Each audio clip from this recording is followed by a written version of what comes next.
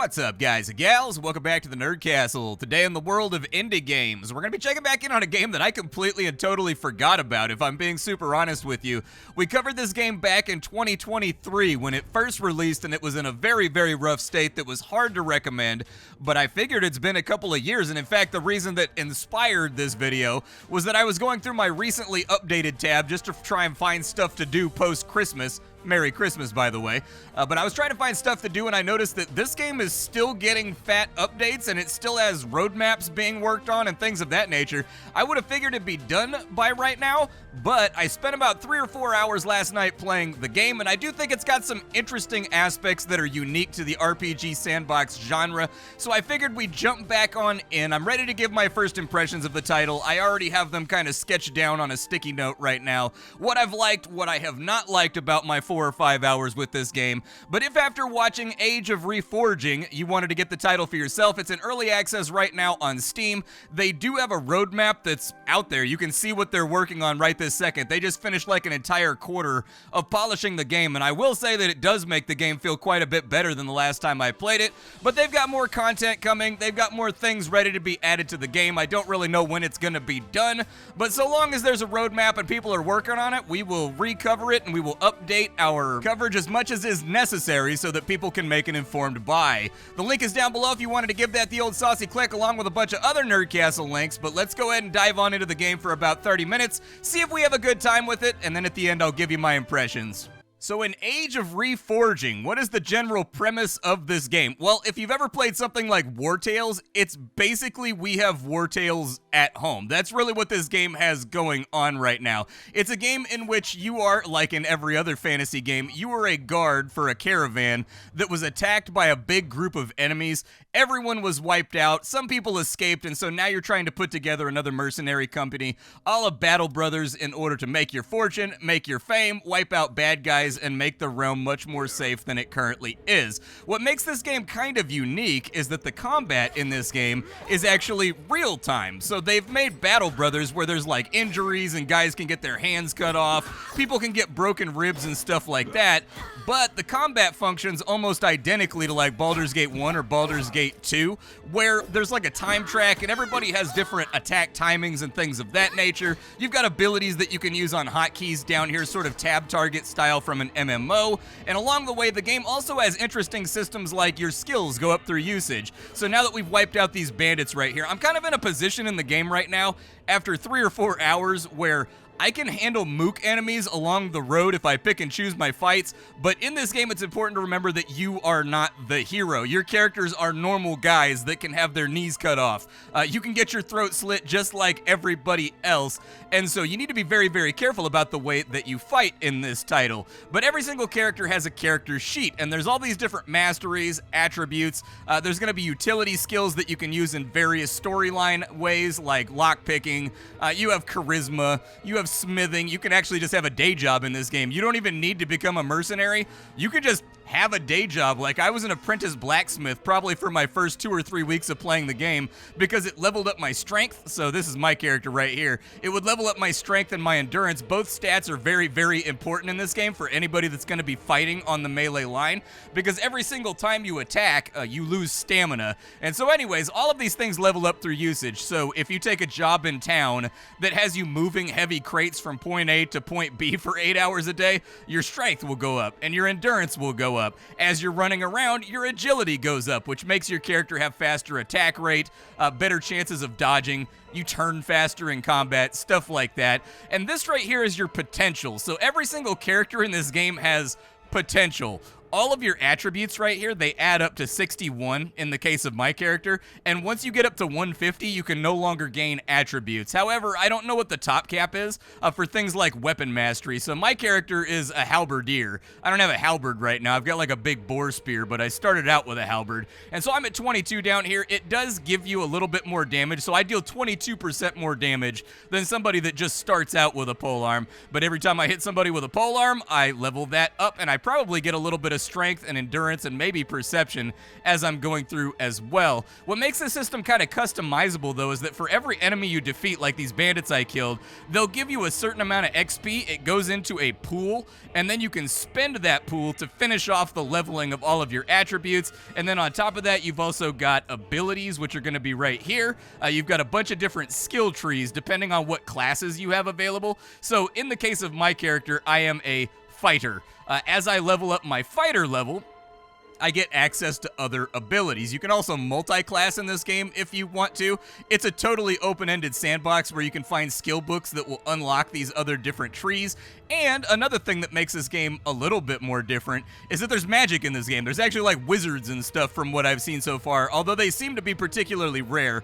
I haven't been able to recruit one into my mercenary company yet. And so what you end up with is a game that's kind of like a mishmash of a lot of RPG ideas and a lot of things that you can do wound up inside of kind of this very, very wonky jank package. But at the end of the day, if it bites you, it will be fun and enjoyable. And I actually find the brutality of this game, like your fight to get up the hill and actually become an established mercenary commander, is very Battle Brothers-like. At the beginning of the game, there are very few challenges that your character is going to be able to handle, and you've got to kind of like work day jobs until you earn enough money to hire more people to come along with you. Once you get up to 2 or 3 people, you should be able to start jumping in on other people's fights and just sort of mooching off of their loot and stuff like that. It's a very, very slow crawl to get stronger in this game. I had that last combat, so I find that in this game, the fight is too slow if you put it on half speed, but things happen too quickly for you to properly organize the fight if you have it on normal speed, and so I am constantly inside of a conundrum when I'm playing this game. We wiped those guys out, though. That was kind of like an easy pick right there, and that's where I am in the game right now. So we need to take mercenary jobs. In this game, you will be leveling up your mercenary rank, which then determines what jobs you can take and how much you get paid for doing them. I think inside of Greentown right now, there were a couple of jobs that we could maybe take a look at. I don't know if we'll be able to complete them. We may fail them horribly, but we can give it a try. This merchant right here wants to go to the big market, and this guy right here, a group of villagers want us to escort them to Stirrup. Okay, I will take the villagers to Stirrup. I'll accept that right now, and then we'll just hit the road and hope for the best. Oh, I actually get to control my party on this one. So some of the escorts are automated. They just move on their own, and you're considered a part of their retinue, sort of like in Mount and Blade when you join up with like an actual faction like Swadia. You just stack on top of them, and they take you where they're going to go, and they tell you when you're done. But without further ado, let's head north and see if we can drop this thing off. The game does have stuff like map markers and whatnot that'll tell you where you need to go, even if you don't have the Fog of War opened up. Who is this guy right here? We've got a merchant that is fighting against a bandit leader. Let's jump in on that because the extra loot would actually be helpful. I try to jump in on every single fight that I possibly can in this game because there doesn't appear to be loot rights of any sort inside this game. You just kind of like jump in on fights and you get to loot everything. And so it's always in your best interest with how tight... Oh, this guy's yielding. Oh, no, he's not yielding. He's yielding to the soil right now. Either way, though, I'm going to take his loot. Let me get... Yeah, I'll take pretty much everything there because when we get to town, I want to drop it all off and sell it because payroll in this game... You might think that the toothless guys that have loads and loads of weapons are the threat in this game, but payroll is the actual threat in this game. Being a small business owner in the art of murder, very, very touch and go. Sometimes you got money, sometimes you don't. Sometimes it's feast and sometimes it's famine. Along the open world, what's a fowler? Oh, he's a named outlaw. I mean, I know I can take the rogue and the archer, but I don't know if I can take Fowler himself. I don't know how tough he is. It looks like he's getting jumped by somebody right now, though. We can maybe add on to that. Oh, it's night crawlers that are attacking him. Interesting. I may wait and see how this pans out and how wounded people end up. Like, night crawlers, very, very dangerous. I would prefer not to fight them. We got bandits over here fighting with villagers. I'll probably be able to help them out, and the rep will be nice. Let's see if we can jump in on this one and make it happen. It may go well, or it may go really poorly. It looks like they're fighting over here. We want to jump in on this around the time that these guys are still alive. That way we've actually got them tanking for us. That's the easiest way to deal with this. I'm going to put my Lancer over here. Apparently they're just kicking the crap out of this guy down here, although they do have a bandit archer. I would suggest you guys maybe get off of there. Are those the only ones that are left? So let's put everybody on follow mode right now. And in fact, since we have this group isolated down here, Mitharl, get back on the fighter right there, and then me, I can't pan my camera like as far as I need to in order to join this fight effectively, but I'm gonna try. Jump on this guy real quick. There we go, stick him up. Get him taken out. That guy's trying to run for his life. Okay, we got him down, and all three are gonna auto-aggro back on this dude.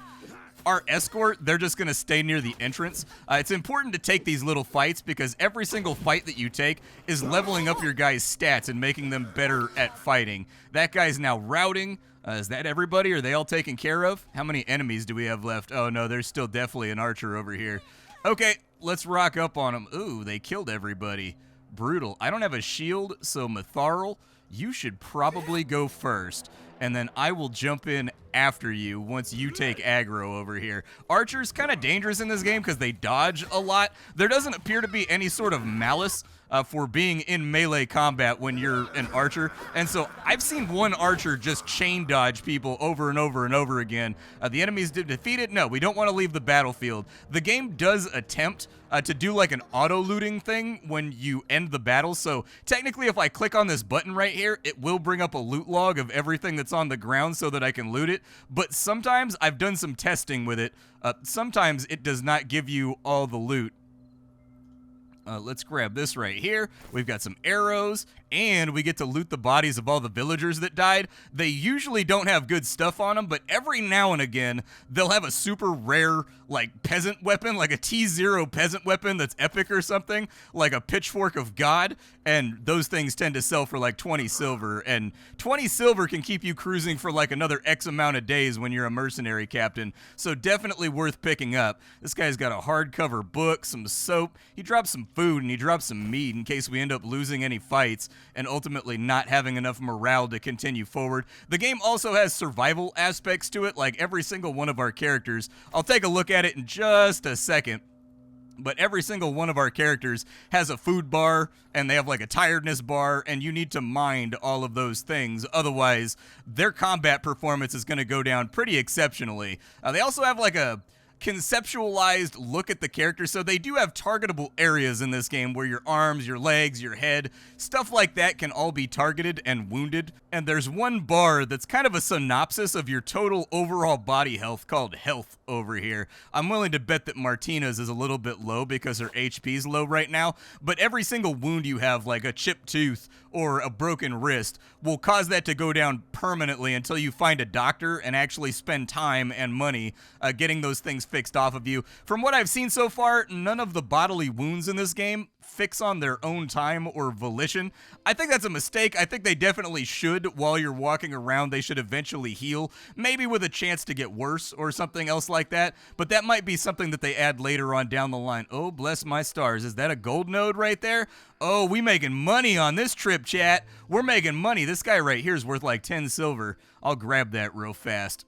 And as far as our travels go, we need to get across the river over here and drop this guy off inside of 3 days. And so all these stops that I've been making to brutalize random criminals on the road may have been a mistake, but the world does feel very alive. There are constantly people traveling around, and I find that to be a good thing because your character is so weak when you start out that really your only chance of ever winning a fight is jumping in on other people's fights. Otherwise, leveling up takes a long time. There will be... Oh no, did I fail it? Oh, no, I didn't fail it. I think we dropped him off. Okay, well, let's go to the guild quest right there. Yeah, there's our 6 silver. I'll go ahead and take it, and we got a little bit of reputation with Greentown for doing it. We have retrieve stolen treasure over here, and we have rescue a black market merchant from a kobold. I am not too concerned, so I don't think we're quite ready to take on these quests yet. So stolen treasure from a goblin killer. Goblin killers are like a high-tier goblin. They're not a low-tier goblin. And so even for a C-rank quest, this might be a little bit rough. If there was only 1 or 2 goblins and I knew that, I would take the job. The pay is pretty low, though, so it might actually be easy. I might save scum this. Don't roll your eyes at that. Save scumming in this game is going to 100% be a thing that you have to do in order to survive. Save scumming is just an accepted part of this game. You're not going to make it very far trying to Iron Man this game, I'll tell you that much. I mean, maybe you're just like way more talented than I am. Hey, my first gold. Nice, dude. I like having money. Money is good. And seeing as we have like an influx of money right now, I'd actually like to upgrade everybody's armor if I can. We've got a plate lower over here that'll give you 15% resistance to basically everything physical. We can also get a light leather armor recipe over here, which I think wouldn't be the worst idea. The game does have a full-on crafting system where you can smelt ingots, you can make potions, you can do all kinds of stuff that I haven't really interacted with a ton since I quit my job as a blacksmith, but it is in there. I don't know what she's wearing. Does she even have pants on? Her armor actually counts as an upper and a lower, and it gives stat boosts. So there's generic mercenaries that you can just hire at mercenary halls, and then there's named characters like Martina. They tend to come with cooler stuff that other guys don't get that give them positive stat increases. But for now, Mithril is my tank. I will buy him a plate lower, I think, and I will buy him a scale mail helmet, just to keep him moving along and getting stronger, I think. Like, that seems like what I need to do right now is continue to upgrade people. I don't know how much money that leaves me with. 80 silver. Okay, that'll work out. Let's break this thing open real fast, and we'll put his helmet on. Gear is shown on the characters when you put it on them. I don't know if those are broken. Like, what's the durability looking like on all of our gear? I haven't repaired my gear in like a million years, so I should probably do that too.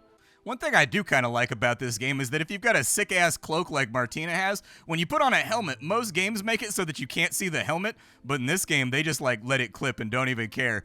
I sort of like it, though, because it makes the portrait look cooler. It makes her look super epic. We're starting to have a lot of XP that we're laying around on right now. I should probably do something with all of that. I think what I'd like to do with him is I'd like to have him level up his actual class. And so we'll take that up to there. He's got Battle Fury that he can light off. That's not the worst. Multi-Weapon Master. That's probably not going to help me either. We could put another level inside of here for 631. Yeah, so he'll have 800 left, and that gives him 6% more melee damage. We can get Power Strike in there, which would be good. It's going to use up a lot of stamina. Or we could be a medium armor expert, which would reduce our weight burden. Actually, I can get a passive right here that makes enemies bleed when I stab them. That seems pretty good, so I'll add that on there. Extra damage is never anything to turn your nose at inside this title. For her, she's got accuracy problems, so I'd be willing to actually dump a lot of her XP into giving her more accuracy, just because her accuracy is bad enough right now that she doesn't hit as frequently as I would like against dodgy characters. And that did, her accuracy before this was at plus 10, now it's at plus 21. We'll see how that performs in combat.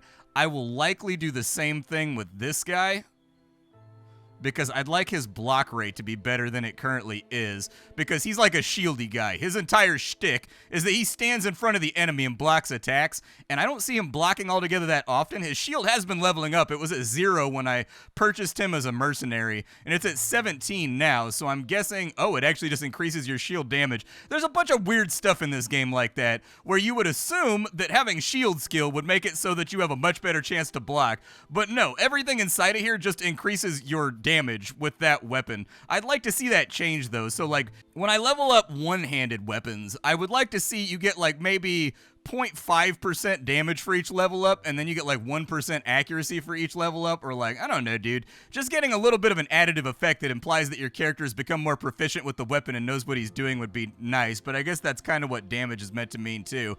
Level up's all done and out of the way. There's no escorts here right now, and so I do think we can possibly recruit another guy. It can be kind of expensive to do that, but we've got a dwarf duelist over here with a two-handed claymore. We've got a human female, what are you, a defender, even though you're using a two-handed weapon. Okay. We've got a gladiator over on this side that's all about one-handed weapons. Do we have any archers?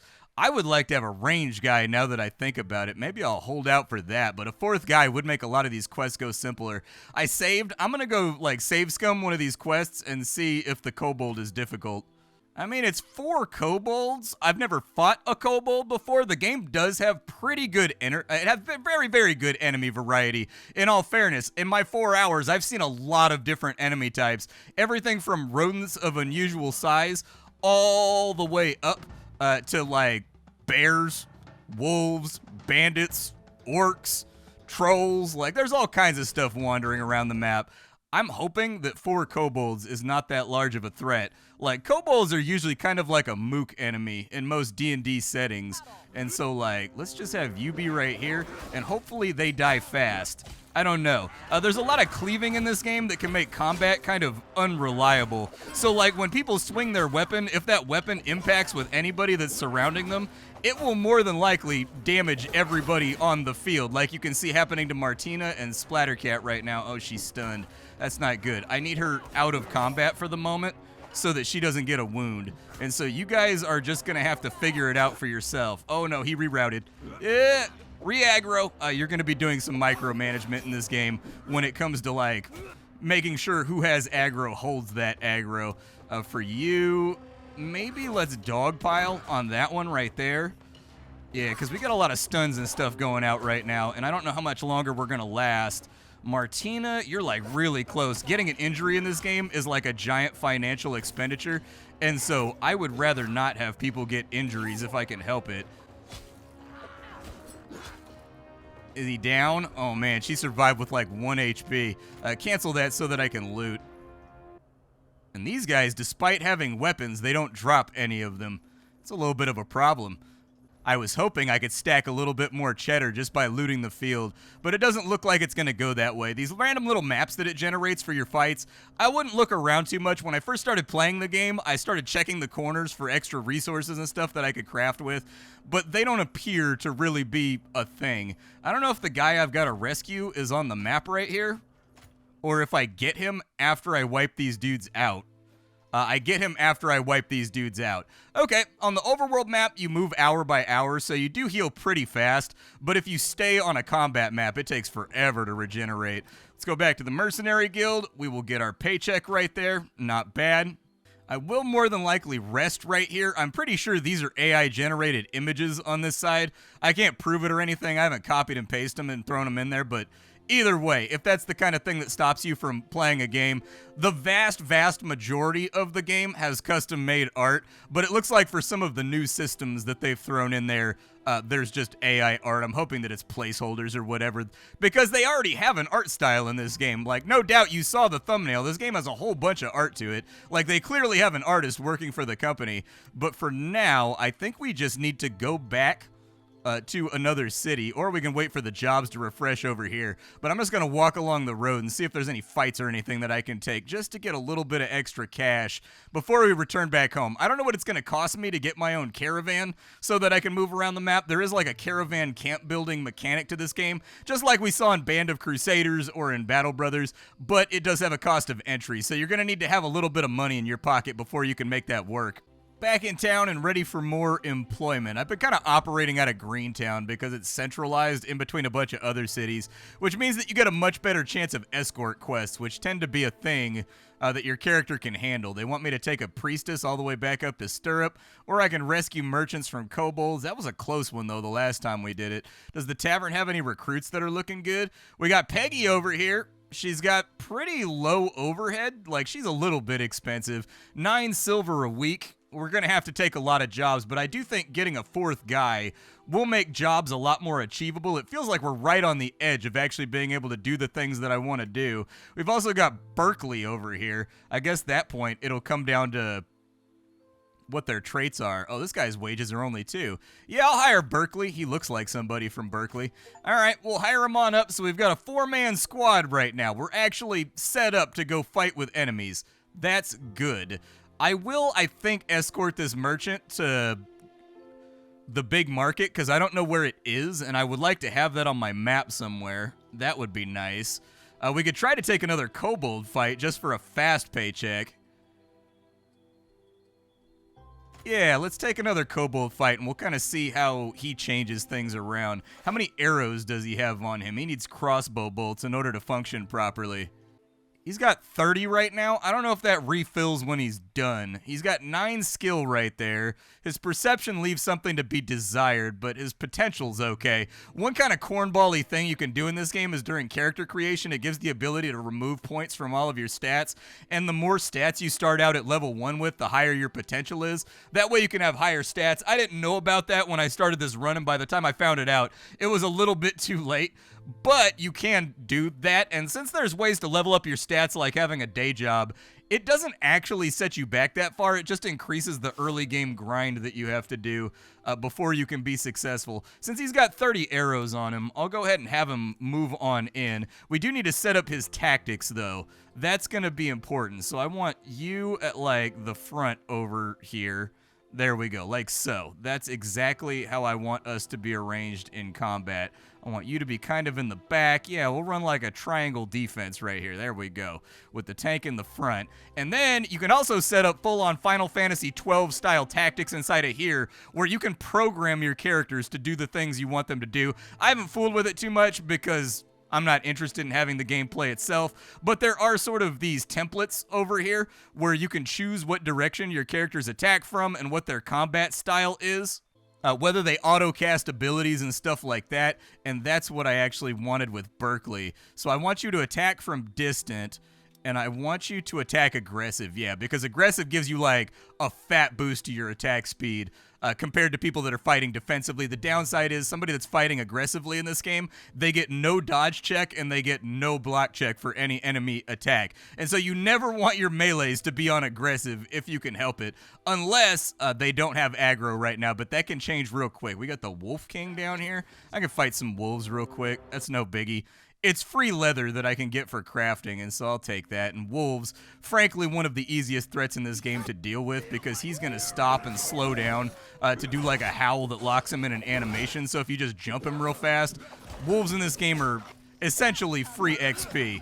There we go. Free XP for us. Hopefully we got some drops. And let's move along. Yeah, we did get some drops, actually. I'll take those. A little bit of leather out there. Where are these kobolds at? I'm trying to get my paycheck because my overhead is getting very, very high right now. And I've got to pay people in one day just due to bad luck. Oh, spiders, man. How many? 3?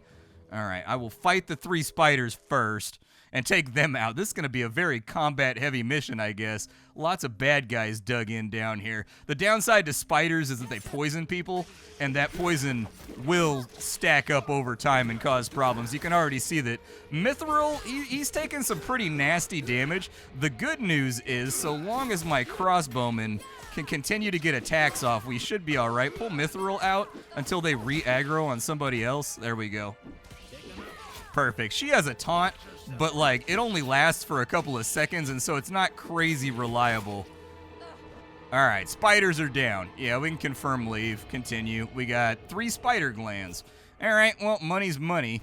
Let's go ahead and bail on out of here, and then I gotta wait for people to heal before we take the kobold fight. It's 4 of them again. I think with the extra damage from the archer, this should work out. They have now aggroed us, so I'm gonna have to fight them at night, which is always a bit of a headache, but it should work out okay.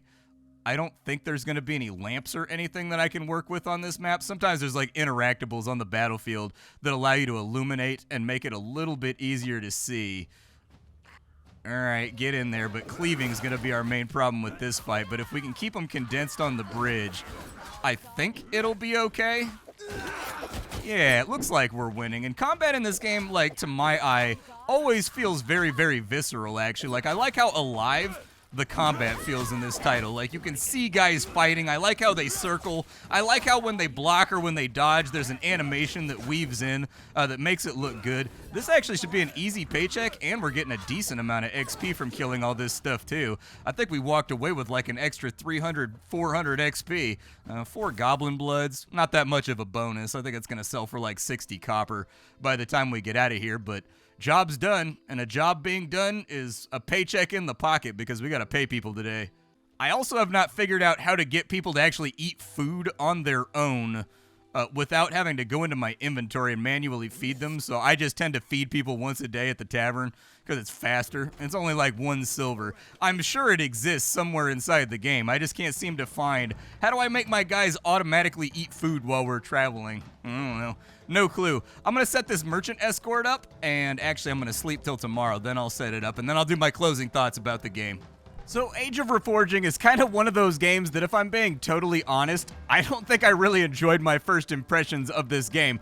But if you wait just a second, I will follow that up by saying that that changed as I spent more time with it.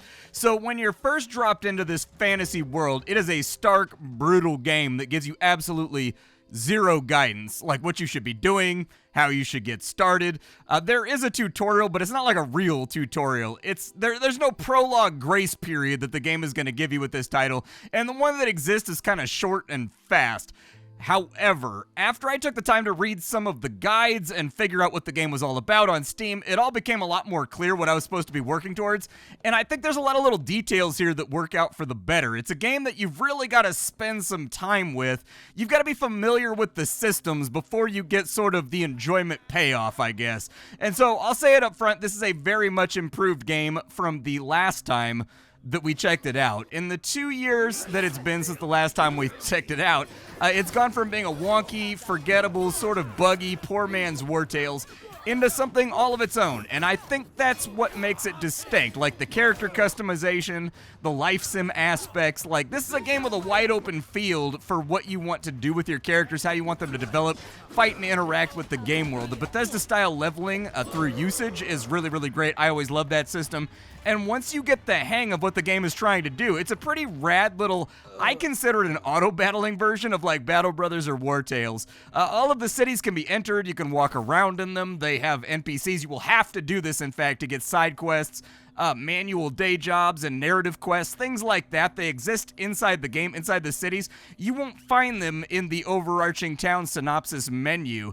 I think the combat looks great, but I actually found that the game plays best as an auto-battler with your occasional input to kind of like guide things along, as I found the combat to be crazy fast-paced and frenetic on normal speed, and like I said on half speed, way too slow to hold my attention, so like something in between there, I guess, was what I was looking for. So automated fighting, it actually ended up being a big plus for me here, being able to set up people's strategies and how they cast abilities and whatnot. The world is full of dungeons and adventure zones. They function just like in random zones in Baldur's Gate. You didn't get to see them here today in this video because they're hard, and my party can't handle those yet, but there are loads of caves and ruins and tombs and forests, all kinds of stuff to explore, harvest, and raid to get crafting materials. The game is not without its problems, though. Like, it definitely has them in there. The menu systems, the UI, they could use a lot of work to sort of make things smoother and tie it all together into a gestalt flow. Like, as of right now, you'll do a lot of a lot of clicking just to equip people with gear, to feed them, and handle their customization. It's a moderately clunky UI. It's not awful, but like there's a lot of ways that it could be streamlined. The game also has some very rough translations inside of it. There will be some things that you have to read them twice. There's also a lot of typos in this game. They were in the same spots as the last time I played it 2 years ago, meaning overall the translation and sort of assemblage in English and editorial efforts, I guess, could use another push, a little bit more focus. The AI art is obviously a no-fly zone for me. I feel like it cheapens the overall aesthetic of the rest of the art palette, and in this game, there is a lot of really fantastic art that they've had custom done, and so don't spoil that with like random AI images that don't match the color palette, they don't match the theming, they don't match the ink lines. Like, get it all in line. But all in all, this is kind of a sort of weird little title. Like, the sum of its parts doesn't quite really compete with something like War Tales or Battle Brothers, and yet there are individual parts and mechanics that comprise this RPG that are surprisingly compelling and fun and kept me playing. So I enjoyed myself here. If you're looking for something different that has some warts on it, if you wanted a customizable life sim RPG mercenary simulator, I think it's an okay buy. However, if you're looking for something with a polish level that matches Battle Brothers or War Tales, which are virtually perfect at this point, you may come away disappointed with the more wonky jank pieces of this title. I liked it a bit once I got over the learning hump, but there's still work to be done with its overall polishing process. My name is Splattercat. I sift through the pile to find what's worthwhile in the world of indie games every single day so you don't have to. Today up on the chopping block, we're taking a look at Age of Reforging. Tomorrow we'll be taking a look at something else. Thanks for hanging out with me. That's all I got for you, folks. Bye.